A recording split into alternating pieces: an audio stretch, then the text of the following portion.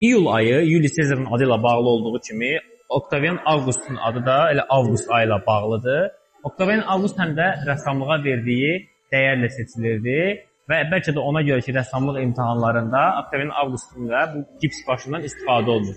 Mən indi Bina Yaradıcılıq Mərkəzindəyəm və Xumar xanıma bir sual vermək istəyirəm bu rəssamlıqla bağlı. Ümumiyyətlə bir insanın rəsm çəkməyi öyrənməyi təqribən nə qədər vaxt alır?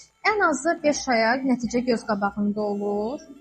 Ancaq daha mükəmməlləşdirmək üçün bu müddət uzanır, 1-2 ilə qədər gedə bilər. Aha, bəs hər hansı bir şəxs professional, akademik səviyyədə bunu öyrənmək üçün, qabiliyyət imtahanlarından keçmək üçün müraciət eləsə, bu müddət nə qədər olur?